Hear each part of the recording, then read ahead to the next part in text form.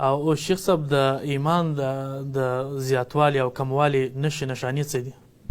نو یوه ذره ایمان، ذره ډېر معمولي شی دی، یوه ذره ایمان چې د چا په زړه کې جنت څخه دا بچ کېږي راوځي. الله اکبر. دا مؤمنانو ته غټ زیری دی. غټ زیری دی چې د ایمان په وجه باندې مؤمن ته اطمینان الله رب العالمین ورکوي.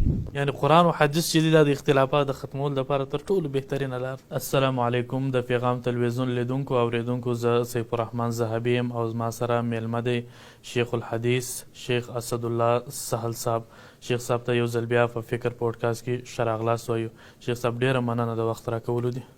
ستاسو څخه هم مننه چې موږ ته مو دعوت راکړو. شیخ صاحب موږ په تیر پوډکاسټ کې د ایمان متعلق خبره کړې وه.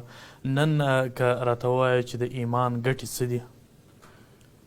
نحمده ونصلي على رسوله الكريم، اما بعد. ایمان د الله رب العالمین د خوا ډېر لوی دولت دی. یقینا. او د دې ګټې ډېرې دي، خو موږ به په یو څو کې را خلاصه کړو. بالکل. یو فایده د ایمان هغه دا ده چې د دې په برکت باندې انسان د الله تعالی د نافرمانۍ څخه بچ کېږي. سبحان الله.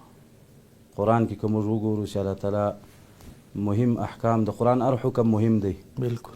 چې د احکام الله بیانوي نو په سر کې په یا ایها الذین آمنو باندې خطاب کوي. یا ایها الذین آمنو آمنو، یا ایها الذین آمنو اطیعوا الله و اطیعوا الرسول.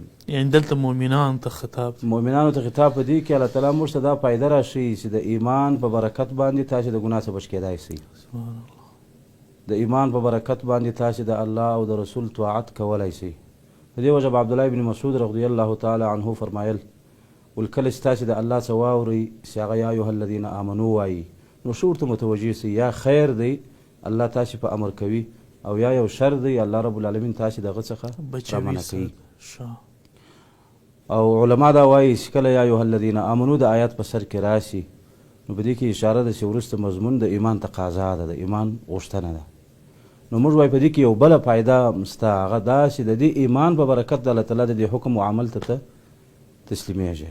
د ایمان په برکت ته د دې ګناه څخه بچ کېدای شي. الله تعالی وایي یا ایها الذین آمنو لا تأکلوا الربا، سود مه خورئ. اشاره دې ته ده چې د ایمان په وجه به د ایمان په برکت به ته له سود څخه له دې ظلم څخه بچ کېدای شي، بچاوېدای به شي. د ایمان یوه غټه فایده قرآن دا ذکر کړی ده چې د ایمان په وجه الله تعالی مؤمن ته هدایت کوي. ان الذين آمنوا وعملوا الصالحات يهديهم ربهم بإيمانهم تجري من تحتهم الأنهار في جنات النعيم دعواهم فيها سبحانك اللهم وتحيتهم فيها سلام وآخر دعواهم أن الحمد لله رب العالمين. یقینا هغه کسان چې ایمان یې راوړی، اعمال صالحه یې کړي دي، د دوی د ایمان په وجه رب العالمین دوی لره هدایت کوي. د دې هدایت څه مطلب دی؟ دوه مطلبه د دې را اخیستلی سو. یو مطلب په دنیا کې د ایمان په وجه باندې الله تعالی مؤمن ته هدایت کوي. کله به په یو مسله کې شکمن وي، حق جانب به الله د ایمان په برکت د په ذهن کې ورواچي، په دلیل به وروسته خبرې شي. مثلا لکه څنګه؟ مثالونه یې ډېر دي. کیدای شي په مخکې درس کې موږ د عمر رضی الله تعالی عنه څه واقعات ذکر کړي. د عمر رضی الله عنه د سیرت څخه د هغه د ایمان په وجه چې الله هغه ته د خبرو هدایت کوي، په زړه کې یې ور اچولې، وحی به بعد کې نازلېدله. هغه مثال به موږ بیان کړي. نن به د ابوبکر صدیق رضی الله تعالی عنه د سیرت څخه یو څه مثال د دې بیان کو. ابوبکر ته د صدیق لقب ولې ورکول سو؟ د ایمان په وجه باندې ورکول سو، او د دې ایمان په وجه دغه هدایت د وجه الله ورکړی چې ده لره الله وکړی. حدیث کې راځي کله چې نبي صلی الله علیه وسلم په شپه کې اسراء او معراج دا دواړې واقعات یې پیښ سولې، سهار کې یې خلکو ته بیان کړې. نو مشرکین خو ډېر خوشحاله سو، ولې هغوی په رسول الله باندې د دروغو د اثباتولو دپاره دلیل کتی، پلمې غوښتې. نو دوی ته دا یو پلمه په لاس ورله چې دا خو عقل نه مني، چې موږ ظاهر ته ګوري چې موږ د میاشتې سفر کوو، په یوه میاشت کې رسیږو، ځو راځو، او دی په یوه شپه کې ولاړی بیت المقدس ته او بیرته رالی. او بیا دا عقل چیرې مني چې اسمان ته یو څوک پورته سي او په یوه شپه کې ولاړم سي او رام سي او هلته ډېر څه وویني. نو خوشحاله سو چې اوس به موږ دا خبره د ده ملګرو ته پیښ کړو او ملګري به ځینې واوړي، او د ده په خلاف استعمال کو. په خوشحالۍ سره ابوبکر ته ورلو او ورته وایي چې نه به یې خبر وایي څه وایي ستا ملګري ناشنا ناشنا خبرې شروع کړي دي. وایي زه په یوه شپه کې بیت المقدس ته ولاړم، اسمان ته پورته سوم، بیرته راکښته سوم، بیرته دغه دی تاسې ته راغلم سهار کې. نو ابوبکر څه ورته وایي؟ په دې نکته باندې مسلمانان باید څه سوچ وکړي. ان الذین آمنوا وعملوا الصالحات یهدیهم ربهم بایمانهم. مؤمنانو ته د ایمان د وجې الله څنګه هدایت کوي؟ ابوبکر تر اوسه دا خبره د رسول الله څخه اورېدلې نه ده، د مشرکینو د خولې یې واورېدلې چې رسول الله دا وایي. نو ورته ویې فرمایل لئن قال ذلک فقد صدقه. سبحان الله. که دا خبره ویلي نو یقینا حق یې رښتینی ویلی دی، یقینا رښتینی دی، حق یې ویلی دی. هغوی تعجب سو، ولته یې دا منې؟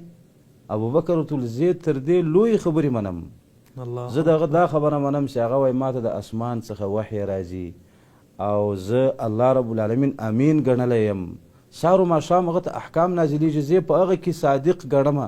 دا خبره خو تر هغه وړه ده، په دې کې خو بالکل صادق ګڼم. تر اوسه رسول الله سره مخامخ سوی نه یې، د هغه د خولې څخه یې اورېدلې نه دی، خو بیا هم تصدیق یې وکړي. په دې وجه نبي صلی الله علیه وسلم ابوبکر ته صدیق لقب ورک. کله چې رالی رسول الله ته خبره وکړه چې رښتیا ته په نن شپه کې بیت المقدس ته تللی، اسمان ته پورته سوی، نبي صلی الله علیه وسلم ورته وویل. پس ابوبکر مخکې هم زړه ته خبره اچولې وه او دلته یې بیا ایمان ورباندې تازه اطمینان یې زیات شو. په دې وجه ده ته د صدیق لقب ورکول شو. سبحان الله.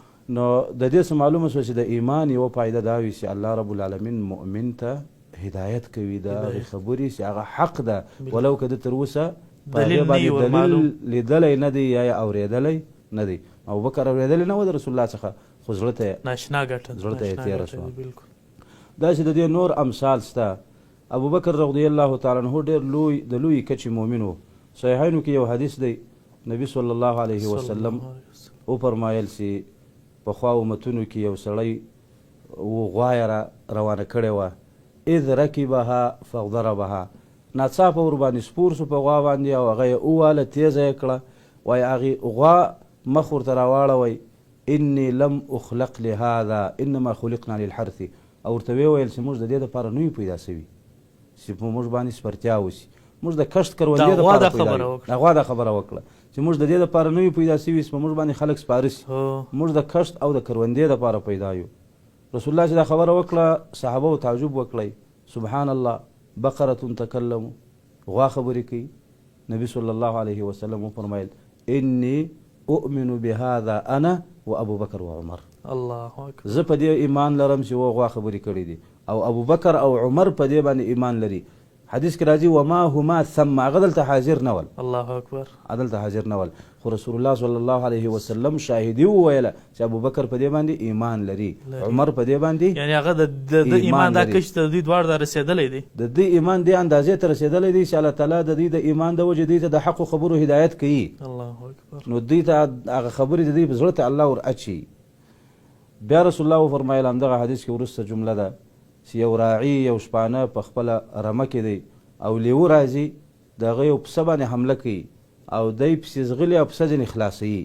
نو لیوه یو ځای ورته کښېني او ورته وایي استنقذت هذا مني، دا خو دې راڅخه خلاص کو، فمن لها یوم السبع یوم لا راعي لها غیري، څوک به یې راڅخه خلاصوي په ورځ د سبع باندې، په هغه ورځ چې بل شپانه به نه لري زما څخه بغیر. یوم السبع څخه مراد څه دي؟ په دې کې د علماو مختلف تشریحات دي. امام نووي رحمه الله دا خبره غوره ګڼلې ده چې له دې څخه مراد د قیامت ورځ ده.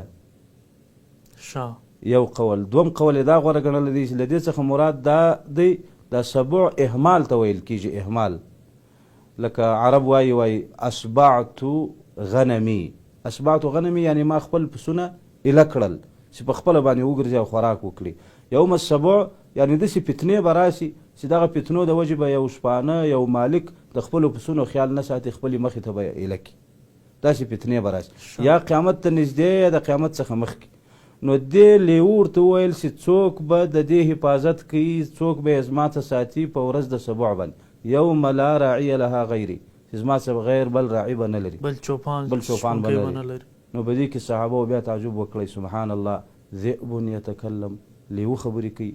نبی صلی الله علیه وسلم ورته وفرمایل انی اؤمن بهذا انا و ابوبکر، زه ایمان په لرم او ابوبکر ایمان په لري او عمر ایمان په لري.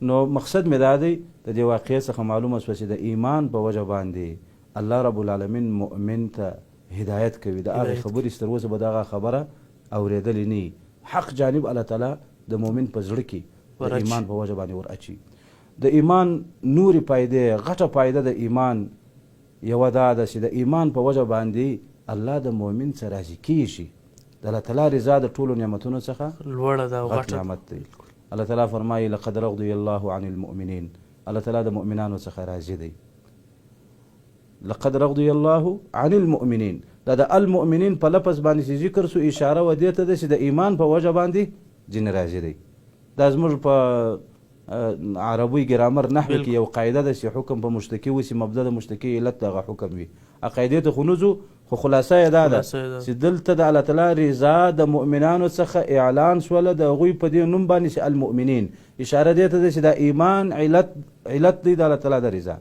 الله تعالی په دې راضي کیږي او د الله تعالی رضا خو ډېر لوی نعمت دی بل آیت کې فرمایي ورضوان من الله اکبر د الله لږه رضا ورضوانون کې دا تنوین د کموالي دپاره دی لږه رضا د الله لږه رضا اکبر دا لوی نعمت دی د ټولو نعمتونو څخه که دنیوي دي او که اخروي دي د ایمان په وجه باندې الله تعالی د بنده څخه راضي کیږي دا یې بله فایده د ایمان غټه فایده بله دا ده د ایمان په وجه باندې الله تعالی دا مؤمن ته جنت ورکوي او د جهنم څخه یې چې غټه کامیابي ده د جهنم څخه یې بچ کوي همدغه آیت چې په سوره توبه کې بیا راځي هلته هم الله تعالی د مؤمنانو څخه رضا اعلان کړې ده هلته الله تعالی زیری د جنت ورکوي چې دوی لره الله تعالی جنتونه تیار کړي دي تجري من تحت الانهار چې لاندې تر هغه به ولې بهیږي د ایمان په وجه باندې الله تعالی مؤمن ته په قرآن کې بار بار د جنت اعلان کوي ان الذين آمنوا وعملوا الصالحات كانت لهم جنات الفردوس نزلا څوک چې ایمان لري او عمل صالح کوي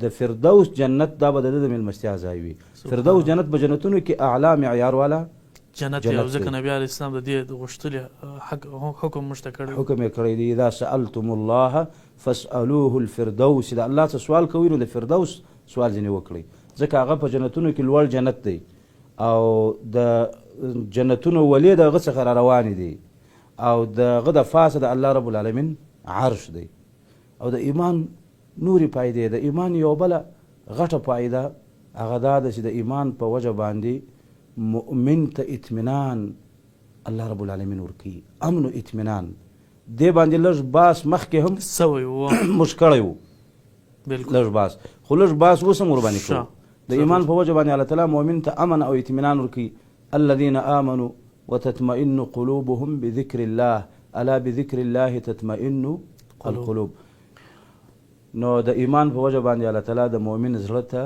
اطمینان نازلوي دا اطمینان دوه قسمه دی یو دا دی چې په وخت د غم او د مصیبت به مؤمن ثابت قدمه وي ډېره پریشاني به نه کوي بل دا چې په یو دیني مسله کې انسان شکمن شي نو د ایمان فایده دا وي چې هلته اطمینان سړي ته حاصلېږي چې کله دلیل د آیات او د حدیث څخه دی ورمعلوم ولې خو د ده ایمان په الله دی نو دغه په قول ایمان دی د ده ایمان په رسول الله دی او دغه په قول یا ایمان دی یا دغه په پیل باندې ایمان دی نو چې کله په یو اختلافي مسله کې د لره دلیل د قرآن او د حدیث څخه رالی او د ده زړه په هغه باندې سل په سل یعنی دی د مخکې څخه دې ته په ذهني توګه تیار دی چې یاره د الله او د رسول خبر راشي به زه ورته تسلیم یم د الله او د رسول خبر راشي به زه ورته تسلیم یم مخکې ذهني ته ور دی دې لره تیار دی نو د ایمان په وجه باندې الله تعالی مؤمن ته دغه اطمینان ورکوي په اختلافي مسلو کې به په قرآن او په حدیث د اطمینان کیږي که سل زر اقوال د علماو ده ته پیش شي هم د ده شک به نه ځایلیږي تر هغه وخته پورې چې آیات حدیث ورته پیش شوی دی چې آیات حدیث ورته پیش شو نو به دی مطمئن وي لکه برعکس چې چا په آیات په حدیث باندې اطمینان ډېر جوړ نه ایمان یې په هغه باندې پوره نه نو د هغه په دې باندې اکتفا نه کیږي مګر چې د یو ملا وي د یو عالم قول ورته پیش کړي د کتاب یو حواله ورته پیش کړي عام امتي دغه ورته وکړي وعام امتي او حواله ورته پیش کړي به په هغه باندې اطمینان جوړ شي ولې خو هغه ایمان یې کمزوری دی او په دې بل ځای باندې هم اعتماد ورسره شریک کړی دی او د یو چا چې سل په سل کې ایمان او اعتماد ټول په آیاتو په حدیث وي هغه ته که زر اقوال د علماو پیش کړي هم په هغه باندې اطمینان نه حاصلېږي خو په اختلافي مسله کې آیات او حدیث ورته ورسېدی آمنا وسلمنا دا وایي سبحان الله بالکل دې باره کې د بخاري او حدیث در سره شریکوم چې ضرور عمر رضی الله تعالی عنه شام ته روان دی نو په دې کې امراء الاجناد د لشکر مشران استقبال ته ورته راوتي دي ابو عبیده ابن الجراح رضی الله تعالی عنه دا هم پکښې دی هلته وبا ګډه سوې ده په شام کې، نو هغوی خبر ورته راوړی امیرالمؤمنین ته چې وبا ده. د واکمنۍ وخت د عمر رضی الله دی خلیفه دی په دې ټیم کې. نو په دې کې د دوی بحث رالی چې ورځو شام ته او که بیرته راګرځو شاته ځو.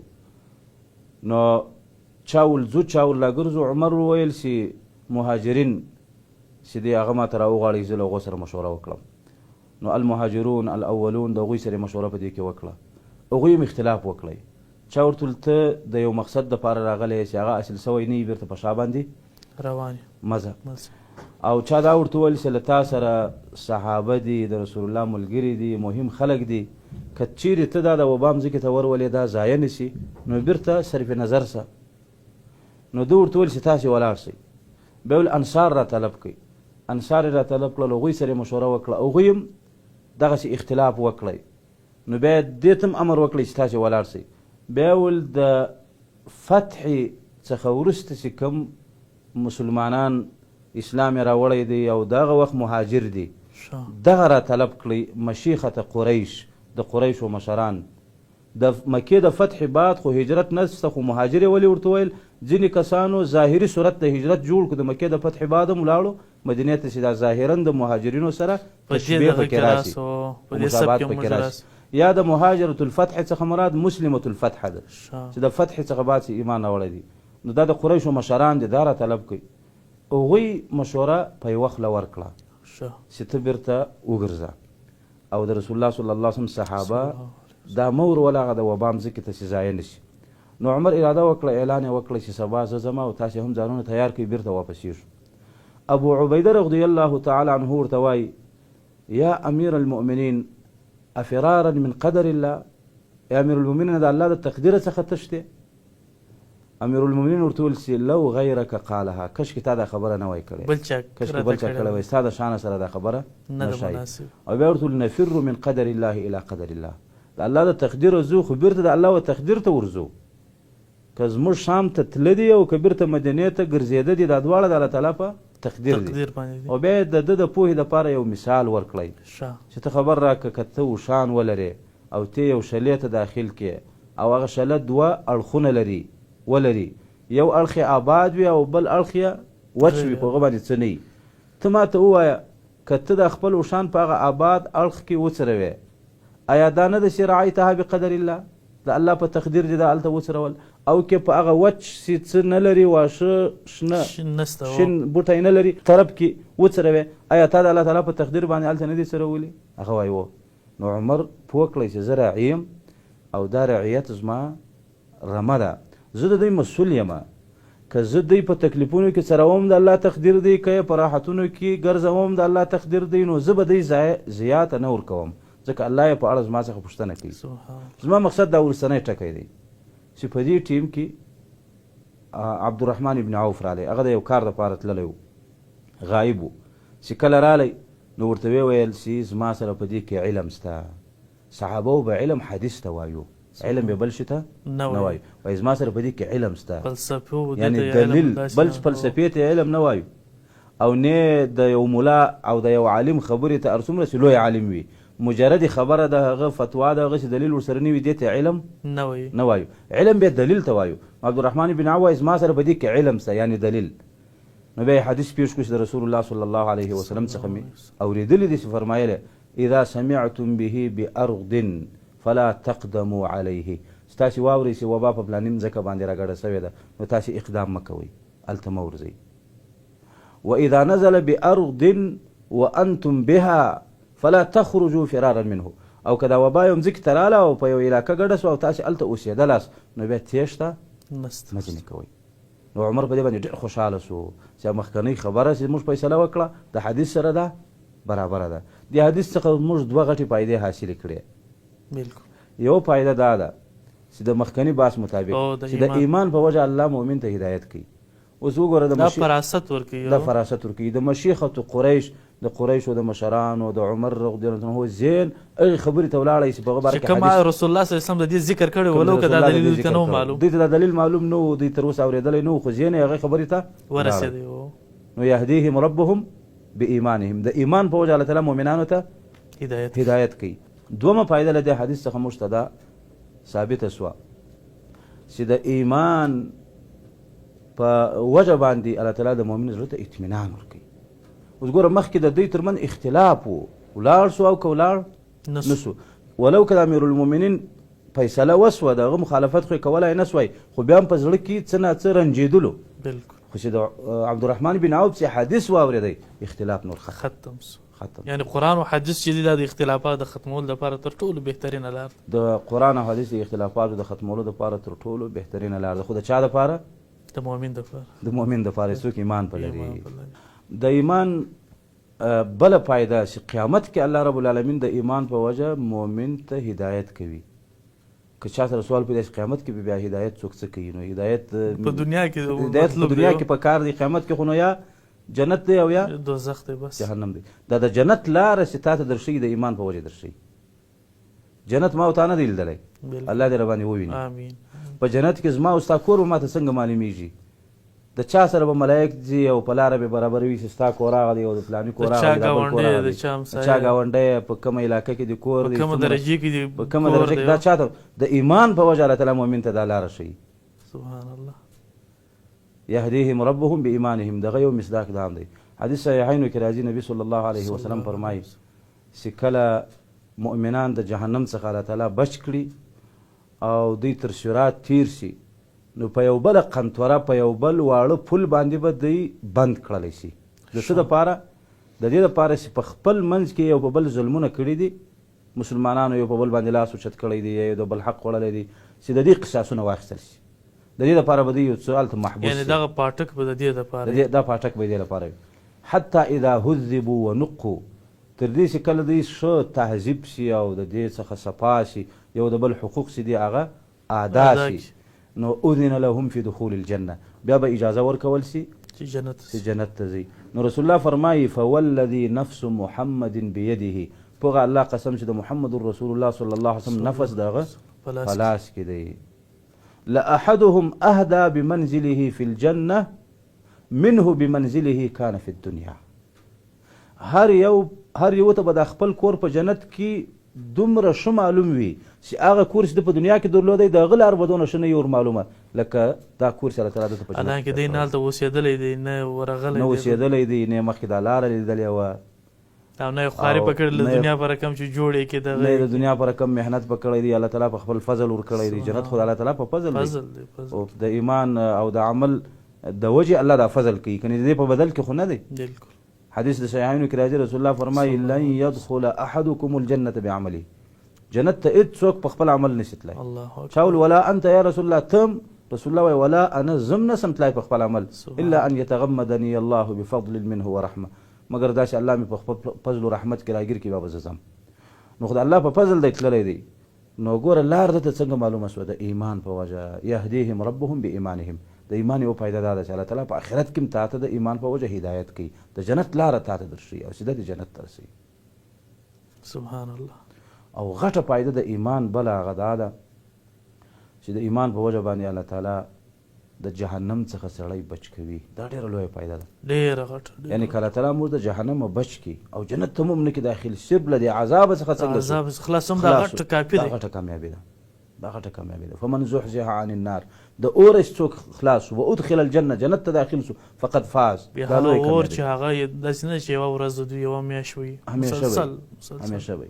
نو یوه ذره ایمان، ذره ډېر معمولي شی دی، یوه ذره ایمان چې د چا په زړه کې جهنم څخه به دا بچ کېږي راوځي. الله اکبر. دا مؤمنان ته غټ زیری دی، غټ زیری دی. الله رب العالمین دې په موږ دا زیری وکړي. امین. دا چې د ایمان نورې فایدې، خو زه وایم چې څومره فواید د ایمان بیانېږي هغه ورباندې کم دي. وجه دا ده چې دا ډېر لوی دولت دی او د انسانانو طبایع داسې جوړ شوي دي چې د کوم شي فایدې ډېرې ورته معلومې وي، بیا هغه کې حریص وي، دغه په ډېرولو کې حریص. اوس صحابه د خپل ایمان په فایدو خبرو، نو د ایمان په زیاتولو کې هغه اصل مقصد دغه و چې موږ ایمان څنګه زیات بسي، څنګه زیات کړو. عمر رضی الله عنه څومره لوی ایمان یو، نو هغه به خلکو ته ویل شي تعالوا راسي نجلس کښېنو نزدد ایمانا، چې ایمان لږ ډېر کړو، د ایمان د ډېرولو کوشش به یې کوئ. ولې د ایمان په فایدو باندې خبرو، د ایمان فواید باید په هر مجلس کې مسلمانان ډېرې بیان کړي چې دې ته انسان تشویق سي، ترغیب سي او د خپل ایمان د زیاتولو کوشش دا وکړي. او شیخ صاحب د ایمان د زیاتوالي او کموالي نښې نښانې څه دي؟ د ایمان د زیاتوالي او د کموالي نشانې دا بحث مهم په دې دی چې سړی خپل ایمان په وتلي که دا نشانې د ایمان د قوت موجودې وي سړی به خوشحاله سي او نور د قوت کوشش به وکړي د زیادت کوشش به وکړي او که دا نشانې د ایمان د ضعف موجودې وي نو سړی به متوجه سي متوجه به سي د ځان اصلاح به وکړي. نو دا څه علامې شته. اول په دوو وختونو کې د ایمان قوت او ضعف یا په بل تعبیر کثرت او د ایمان قلت زیادت یا نقصان دا په دوو وختو کې معلومیږي. یو وخت د مصیبت دی او بل وخت د معصیت دی. یو د مصیبت یو د ګناه. د مصیبت د تکلیف په ټیم کې بیا خاص کر چې تکلیف د دین د وجې په دغسې وخت کې د ایمان زیادت او نقصان د ایمان قوت او ضعف سړي ته معلومیږي او بل د ګناه په ټیم کې معلومیږي. که چیرې یو انسان د دین د وجې د یو مصیبت سره مخامخ شو خو هغه مصیبت یې برداشت کو خو دین ته نقصان ونه رسوي دا دلیل دی چې د دې سړي ایمان ثابته دی قوي دی دا مضبوط دی په دې کې. او که چیرې دین ته یې نقصان ورسوي خو لیکن د دنیا مصیبت څخه ځان بچ کو نو بیا دا دلیل دی چې ایمان یې کمزوری. د دې مثال اوس د قرآن څخه موږ په یوسف علیه السلام باندې چې مثال ورکو. یوسف علیه السلام د زندان سره مخامخ شو. هغه ښځې چې له ده یې مراوده او مطالبه د زنا کوله او د ښار ښځې یې ورباندې راجمع کړې. د هغو په مخ کې یې له ده څخه بیا مطالبه وکړه. هغوی یې ملاتړ وکړی بلکې داسې معلومیږي د وروسته ایتونو څخه چې هغو هم مطالبه وکړه ټوله سره ملګرې سول او بیا یې ده ته دمکۍ هم ورکړې ده یې دباو هم کړی چې که زموږ خبره ته نه منې نو زندان ته دې اچو. یوسف علیه السلام اوس دلته د دین د وجې د مصیبت سره مخامخ شو چې زندان دی. نو څه کوي؟ دین ته تاوان ورسوي او د مصیبت څخه ځان بچ کړي او که مصیبت قبول کړي خو دین محفوظه کړي. نو هغه د الله نبي وروسته نبي کېدی په دې ټیم کې نبي نه دی. الله رب العالمین د خپلو مخلصینو بندګانو څخه جوړ کړی و. ایمان یې قوي و. د ایمان د قوت علامه یې راښکاره سوه چې دا دعا یې وکړه رب السجن احب الی مما یدعونني الیه والا تصرف عني کیدهن اصب الیهن واکن من الجاهلین. ای رب زندان می خوش دی تر هغې ګناه چې دی مې وردعوتوي تر هغه بدکارۍ مې زندان خوش دی ربه چې دوی مې وردعوتوي وکمې ګناه ته. نو زندان یې قبول کو خو لیکن بیا هم په ځان باندې اعتماد اتکا نه وه. رب ته یې ځان حواله کوئ ځکه الله تعالی همیشه موږ ته امر کوي د توکل لا اله الا هو فاتخذه وکیلا وعلى الله فلیتوکل المتوکلون وعلى الله فلیتوکل المؤمنون. توکل به دې په الله په خپل قوت باندې به نه نازېږي ځکه انسان کمزوری دی. هر څومره چې قوي ایمان والا چې بیا هم کمزوری دی الله مدد نه وي. نو د الله څخه سوال وکړئ والا تصرف عني کیدهن الله که مې ته بچ نه کړې د دوی مکر زما څخه وانړوې اصب الیهن زه به دوی لره مایل سم واکن من الجاهلین انجام کې به جهل څه وسي جاهلانو څه به سم. نو الله تعالی فرمایي چې رب یې دعا قبوله که فاستجاب له ربه فصرف عنه کیدهن. الله تعالی یې دعا قبوله که او د دوی مکر یې ځینې واړوئ. ولې؟ ځکه دی زموږ من عبادنا المخلصین زموږ د مخلصینو بندګانو څخه و. دا یو علامه سوه یو نمونه سوه چې الله تعالی په قرآن کې موږ ته بیان کړی چې دغسې د مصیبت په ټیم باندې دنیوي مصیبت په ځان قبول کړي خو لیکن دیني مصیبت مه قبلوست. په دې وخت کې د انسان د ایمان اندازه لګېږي چې دی د دین د وجې د یو مصیبت سره مخامخ شي یا د دنیا د وجې یو مصیبت راشي. اوس یو انسان مثلا تاجر دی تجارت کوي او دلته یو کاروبار د لره مخې ته رالی خو هغه کاروبار الله حرام کړی دی سودي معامله ده. که دی دا کاروبار وکړي دی په کروڑونو پیسې ګټای شي او خو دین یې نقصاني کېږي او که دی د کاروبار تر سر تیر شي دین به یې محفوظ شي خو مال به یې د بین ولاړ شي. دلته د سړي د ایمان اندازه معلومیږي چې د ایمان چې دی په کومه درجه کې دی. که د دنیوي تاوان قبول کو خو لیکن دین یې خراب نه کو نو ایمان یې ډېر دی الحمدلله دې ووایي. او که دنیوي تاوان نسوی قبلولی د دنیا تر سر نسوی تېرېدلی دین کې یې مسامحه کوله چې هغه د نقصاني شي وروسته به بیا توبه وباسي نو بیا د دې سړي ایمان ضعیف دی د خپل ایمان غم دې وخوري. یو سړی په یوازیتوب کې زنا سره مخامخ شي یو ښځه ده لره دعوت ورکړي د بدکارۍ او د ده الله ور یاد سي نو په دغه وخت کې که دی د خپل دین محفوظه کې خو د خواهش څخه تیر سي نو ایمان یې ډېر دی او که چیرې وای موقع په لاس در راغلی ده او دا خواهش ضایع کوی یم او دا خواهش عملي کړي او دین ته نقصان ورسي نو ایمان یې کمزوری دی. دا نمونې یوازې د انبیاو علیهم الصلاة وسلام د سیرت څخه الله تعالی موږ ته نه دي پیښې کړې نه دي بیان کړې بلکې د اولیاو په سیرت کې هم دا شته. ابو مسلم خولاني یو مخزرم صحابي تیر سوی دی. مخزرمین هغه صحابه دي کوم چې د یعنی هغه مسلمانان به ورته وایو کوم چې د رسول الله په وخت کې وه خو نبي صلی الله علیه وسلم یې لیدلی نه وي. نو دا د تابعینو او د صحابو ترمنځ لکه یو برزخي طبقه سي چې د تابعینو څه ور لوړ دي بالکل خو د صحابو څخه څنګه راکښته دي. نو ابو مسلم خولاني هم له دې مخزرمینو څه دی. دا په یمن کې اوسېدی. د نبي صلی الله علیه وسلم د وفاته بعد اسود العنسي چې هلته د نبوت دعوه کړې وه نو هغه دا ګیر کو هغه ظالم و او هغه به په زوره باندې په خلکو باندې کفر کوي او خپل ځان به ورباندې منی سي ما ومنئ چې زه نبي یم او په ما کلمه ووایاست او که به چا دا نه کوله خو به سخته سزا ورکوله. ابو مسلم خولاني راوستی او هغه ته وویل چې اتشهدو ان لا اله الا الله دا شاهدي وایه چې الله دی او بل شریک نشته. نقول اشهد ان لا اله الا الله بالکل شاهدي وایم چې الله د عبادت لایق دی بل د عبادت لایق نشته. نو بیا ورته ویل چې اتشهد ان محمد رسول الله دا شاهدي وایي چې محمد رسول صلی الله علیه وسلم نو کلمه وویل اشهد ان محمد رسول الله او شاهدي وایم محمد رسول الله د الله رسول. هغه بیا ورته ویل اتشهد اني رسول الله ما منې زه د الله رسول یم. نو ابو مسلم ورته ویل نه اورم. ورته ویل څنګه نه اورې دا ټوله خبرې اورې دا نه اورې. بیا خبر ورته تکرار کوي لا اسمع نه اورم. نو هغه ظالم و امر یې وکړي چې اور بل کړي یو غټ عظیم اور یې بل کو او بیا یې امر وکړي چې دا اور ته وغورځوئ اور ته یې وغورځوئ. خو الله رب العالمین د خپل ایمان په برکت باندې د اور څخه دی روغ او جوړ راوایستی په خپلو پښو ځین راووتی یعنې د ده وریښته ته هم ضرر ونه رسېدی چې دا دې وسوځول سي. کیدای شي که یې په پړو تړلی په رسیو هغه رسۍ به اور سوځولی خو لیکن د ده وریښته د ده لباس د دې اور ضرر ونه رسوی. یو کرامت و د اولیاو چې الله رب العالمین په خلکو باندې ولیدی. یو شهادت و د دې چې محمد رسول الله حق رسول تېر سوی دی په هغه چې د چا ایمان او د هغه تابعداري چې چا کړي هغه ته الله تعالی دغسې بری او نصرت ورکوي او داسې حفاظت یې رب العالمین کوي. کله چې دا د اور څخه راووتی نو اسود العنسي خو ډېر خجل سو. خلکو مشوره ورکړه چې دا سړی که دلته پاتی نو خلک در خرابوي دا پسې واخله اصل خو اصلاح کوي خو دا خو همیشه د منافقینو او د کفارو دا خپل تخریبکاران خپل ځان ته اصلاح کوونکي وایي او د خپله اصطلاح لري نه چې په فساد باندې نوم د صلاح ایږدي په افساد نوم د اصلاح ایږدي او په اصلاح بیا نوم د فساد د افساد ایږدي لکه منافقینو صحابه ته صفها ویل.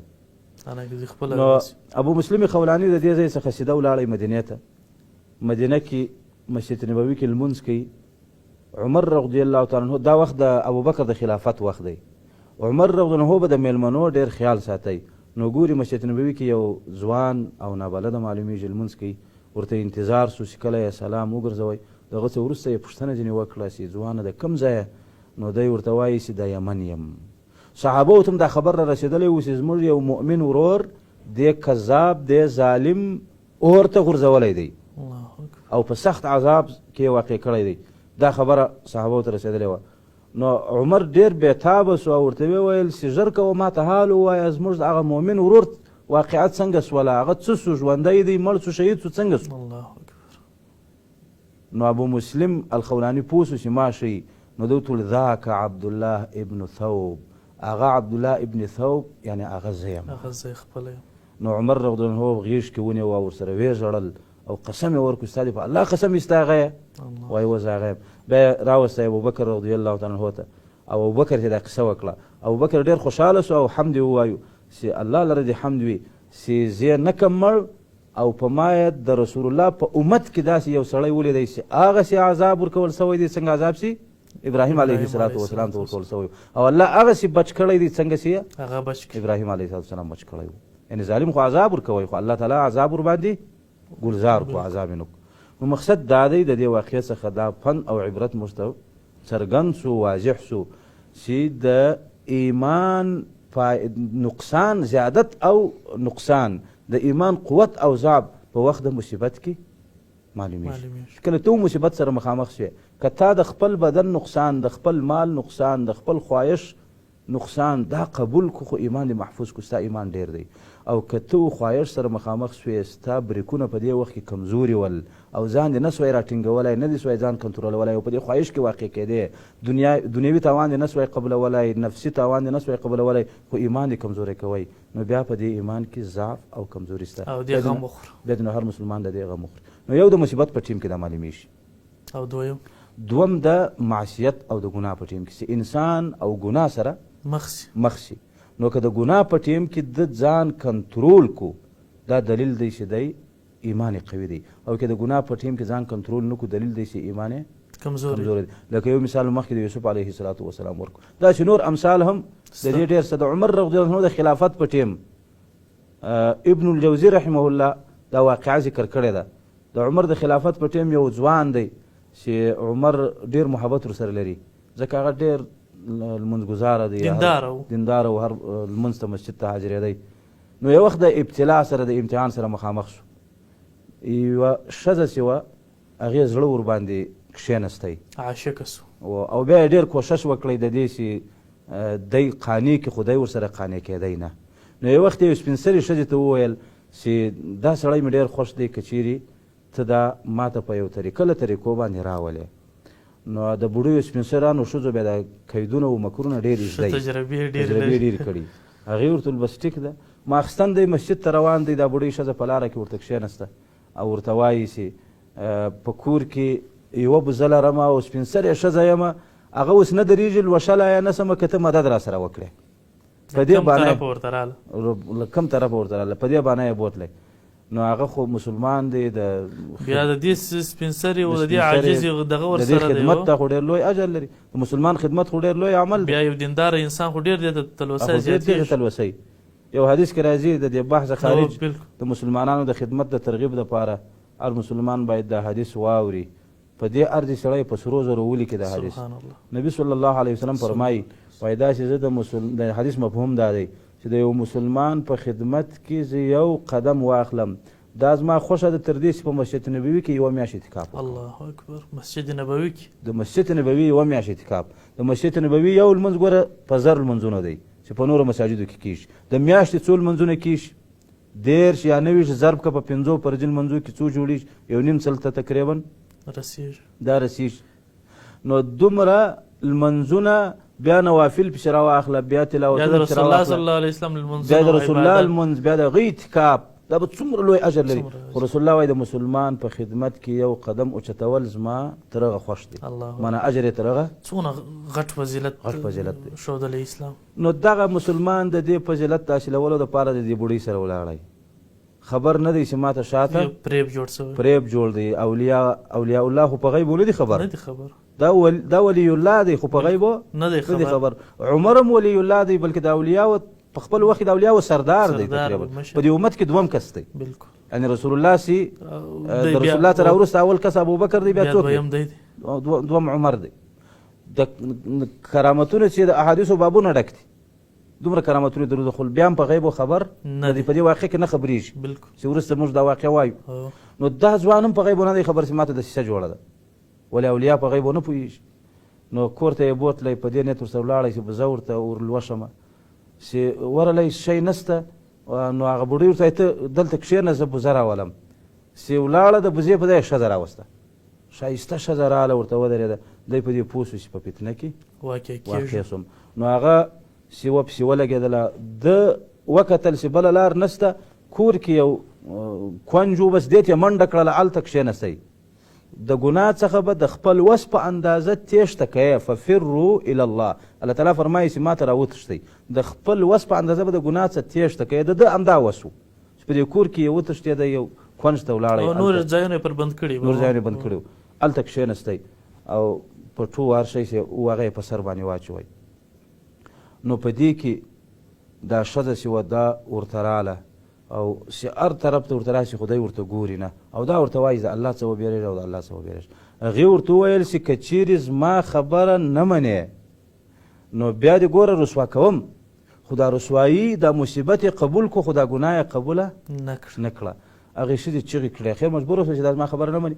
چغې کړلې چې زما کور ته سړی راوښتی دی، همسایګان رالو او دا ځوان یې ګیر کو او دا یې وټکوی او دا یې وتړی او په تړلي حالت کې عمر ته پیښ شو. عمر چې ولیدی ډېر په خفه شو چې زما خو دا یو ډېر ښه ګمان و او دا خو ډېر لوی عابد و، دا څنګه کیسه ورسره پیښه ده. نو یې دعا وکړه چې یا الله زما ګمان په ده باندې مه درواغجنوه. نو چې کله یې عمر ته راوستی خلکو کیسه وکړه چې دا زموږ د یو همسایه ښځې کور ته وراوښتی دی د بدکارۍ دپاره او اوس موږ وتړی، د چغې بغارې ولې ومو تړی.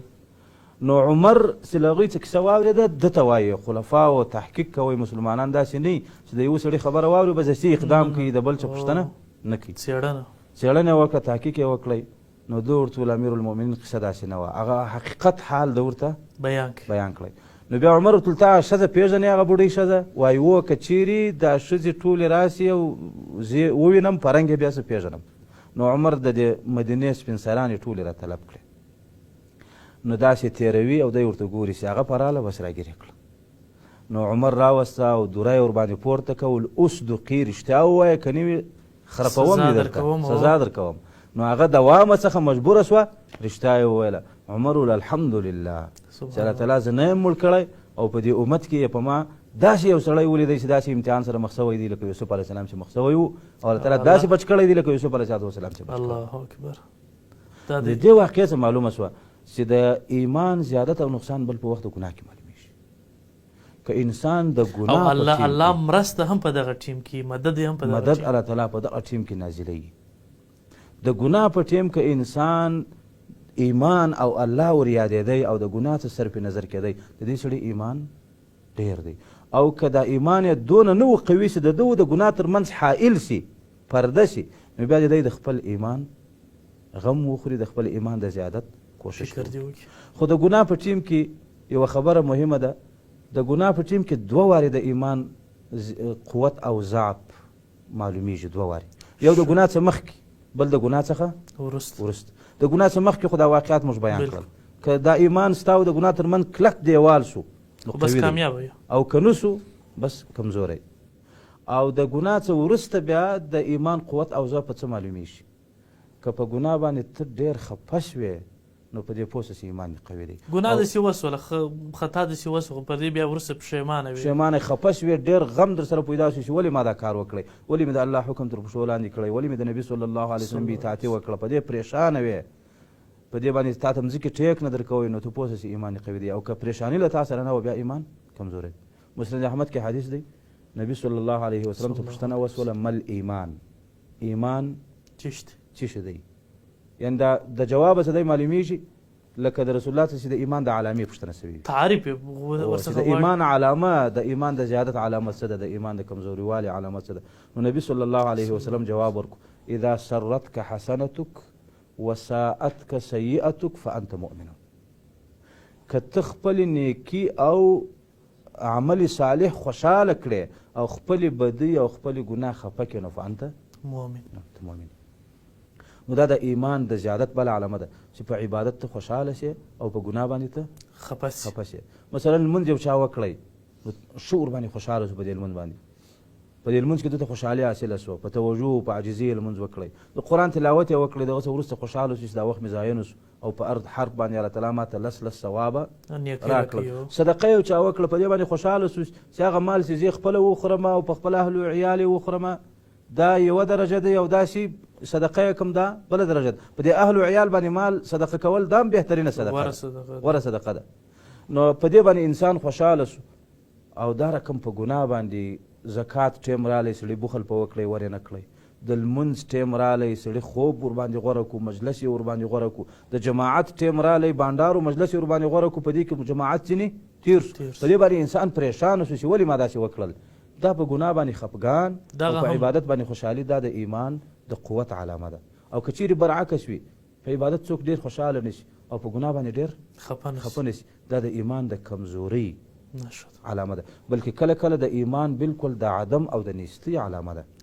لکه یو بل حدیث د مسلم کې راځي، رسول الله فرمایي من رأى منكم منكرا فليغيره بيده فإن لم يستطع فبلسانه وإن لم يستطع فبقلبه وذلك أضعف الإيمان وفي رواية وليس وراء ذلك حبة خردل من إيمان.